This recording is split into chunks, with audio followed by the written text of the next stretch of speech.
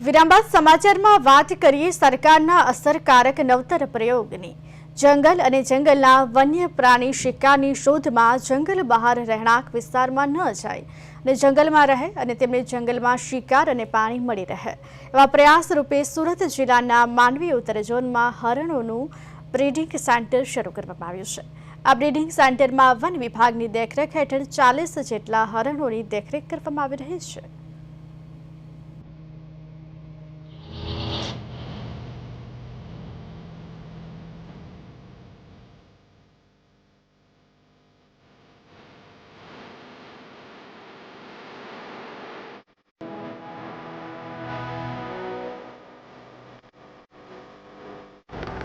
જંગલ અને જંગલના વન્ય પ્રાણી જંગલમાં સુરક્ષિત છે, પણ દિન પ્રતિદિન જંગલમાં શિકાર ઘટવાને કારણે દીપડા સહિતના જંગલી પ્રાણીઓ ગામડા તરફ સ્થળાંતર કરી રહ્યા છે। શિકારની લાલચમાં ખૂંખાર દીપડાએ માનવ વસ્તીમાં તે પહોંચી જાય છે અને માનવ પર હુમલો કરે છે, ત્યારે સરકાર દ્વારા એક નવો અભિગમ અપનાવવામાં આવ્યો છે।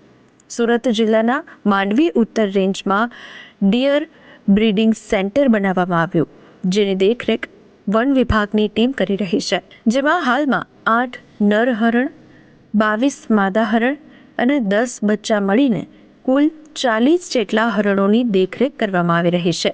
માંડવી ઉત્તર રેન્જની વાત કરીએ તો માંડવી ઉત્તર રેન્જમાં આશરે 10,000 હેક્ટર વિસ્તારમાં જંગલ વિસ્તાર આવેલો છે।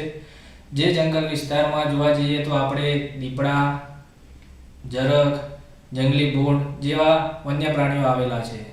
માંડવી ઉત્તર રેન્જની વાત કરીએ તો માંડવી ઉત્તર રેન્જમાં પિચરવણ રાઉન્ડમાં સરસી બીટમાં સ્પોટેડ ડિયર બ્રીડિંગ સેન્ટર બનાવવામાં આવેલું છે। જે બ્રીડિંગ સેન્ટર 2.62 હેક્ટર વિસ્તારમાં બનાવવામાં આવેલું છે। આ બ્રીડિંગ સેન્ટરમાં હાલમાં 8 નર, 22 માદા તેમજ 10 બચ્ચા મળીને ટોટલ 40 સ્પોટેડ ડિયર આવેલા છે। આ બ્રીડિંગ સેન્ટરનો મુખ્ય હેતુ એ છે કે છેલ્લા 5 વર્ષમાં સુરત વન વિભાગમાં માનવ તેમજ દીપડાના ઘર્ષણના બનાવો સતત વધતા ગયેલ છે। જે ઘર્ષણો અટકાવવા માટે આ સ્પોટેડ ડિયર બ્રીડિંગ સેન્ટર બનાવેલ છે। વન વિભાગ રાત દિવસ સતત હરણો પર નજર રાખી રહી છે। જંગલના ખૂંખાર દીપડાઓ હરણ બ્રીડિંગ સેન્ટરમાં ના ઘૂસી જાય એ માટે ઊંચી તારની ફેન્સિંગ કરવામાં આવી છે। હરણનું ઝુંડ સુરક્ષિત રહે તે માટે અંદર ઝૂંપડા પણ અને પાણીના હોજ બનાવવામાં આવ્યા છે। બ્રીડિંગ સેન્ટરની આસપાસના ઝાડ પણ દૂર કરવામાં આવ્યા છે, કેમ કે દીપડા જેવા પ્રાણી ઝાડ પર ચડી બ્રીડિંગ સેન્ટરમાં ના ઘૂસી જાય। હરણને પૌષ્ટિક ખોરાક આપવામાં આવે છે। બીમાર થયેલા હરણને સારવાર મળે તે માટે મેડિકલ સ્ટોર અને વેટેનરી ડોક્ટરની નિમણૂક કરાય છે। આ સાથે હરણની ગતિવિધિ પર પણ નજર રાખી ઊંચો ટાવર અને CCTV પણ લગાવવામાં આવ્યા છે। અહીંયા બ્રીડિંગ સેન્ટર બનાવવામાં આવ્યું છે। એમાં સવારે દિવસના 3 રોજમદાર તરીકે અહીંયા રહે છે, એમની દેખરેખ માટે, ચારા માટે કે પછી અહીંયા જે ચારો અહીંયા જાતે બનાવીએ છીએ। સાંજે 4 વાગે એમને ચારો આપીએ છીએ, પછી સાંજે નાઇટ ડ્યુટીમાં અલગ સ્ટાફ હોય છે। અહીંયા હરણને દેખરેખ રાખવા માટે CCTV કેમેરા લગાવવામાં આવ્યા છે ને વોચ ટાવર પણ બનાવવામાં આવ્યો છે। આ બ્રીડિંગ સેન્ટરમાં 4 અલગ અલગ સ્ટેપમાં હરણ લાવવામાં આવ્યા હતા। 1.5 વર્ષમાં 10 બચ્ચા વધતા આજે હરણોની સંખ્યા 40 થઈ ગઈ છે। આ બ્રીડિંગ સેન્ટરમાં પહોંચવા જંગલના ઉબડ ખરાબ રસ્તા પસાર કરવા પડે છે। જો કે આ રોડ મનરેગા હેઠળ બનતા પગ દડી કરતા આજે વાહનો લઈ જવાય છે। વન વિભાગના અધિકારીઓની ચુસ્ત નજરો વચ્ચે સંભાળ લેવાય છે। સરકાર અને વન વિભાગના પ્રવાસથી સારું પરિણામ મળી રહ્યું છે। અહીંયા દેખરેખ માટે સ્થાનિક 3 રોજમદારો રાખવામાં આવ્યા છે, તથા અહીંયા વનરક્ષક અને ફોરેસ્ટરોનું જનરલ સુપરવિઝન સાથે CCTV કેમેરામાં એનું મોનિટરિંગ કરવામાં આવે છે।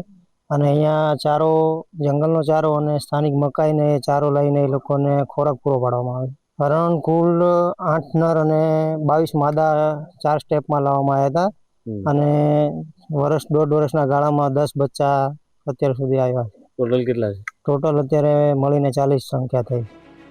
રણ બ્રીડિંગ સેન્ટરની સ્થાપના માત્ર એક યોજના નથી, પરંતુ માનવ અને વન્ય જીવો વચ્ચે સંવાદ જાળવી રાખવા અને જંગલને ફરીથી વન પ્રાણીના ત્રાડ અને પક્ષીઓના કલરવથી ગુંજતું કરવાનો અભિગમ છે. ખાસ દીપડાઓ અને માનવ વચ્ચે થતા ઘર્ષણ અટકાવવા અને જંગલી પ્રાણી જંગલમાં રહે તેવા પ્રયાસના ભાગરૂપે આ હરણ બ્રીડિંગ સેન્ટર શરૂ કરાયું છે.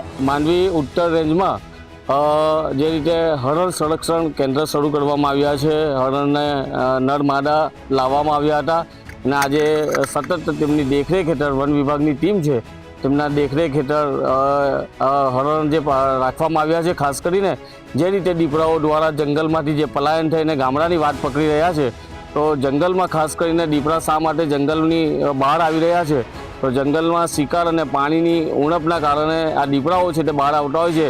ત્યારે રાજ્ય સરકાર દ્વારા એક આયોજન કરવામાં આવ્યું છે અને વન વિભાગની ટીમ દ્વારા માંડવી જે ઉત્તર રેન્જ છે ત્યાં આ સંરક્ષણ કેન્દ્ર જે બ્રીડિંગ જે સંરક્ષણ કેન્દ્ર રાખવામાં આવ્યું છે ત્યાંથી આ હરણ છે તો તેની દેખરેખ કરવામાં આવે છે. CCTV લગાવવામાં આવ્યા છે અને ખાસ તો કોઈ હિંસક જંગલી જનાવર અંદર ના જાય તેની પણ દેખરેખ રાખવામાં આવે છે અને ત્યારબાદ આ હરણ છે તેને જંગલમાં રિલીઝ કરવામાં આવશે, જેથી કરી જંગલ બચાવી શકાય, જંગલના પ્રાણી બચાવી શકાય અને હરણ છે તેઓની સંખ્યા પણ આ જંગલોમાં દેખાય તેની તૈયારી કરવામાં આવી રહી છે અને ખાસ તો સતત હરણની સંખ્યામાં વધારો થઈ રહ્યો છે. કિરણસિંહ ગોહિલ, પ્રદેશ 24, સુરત.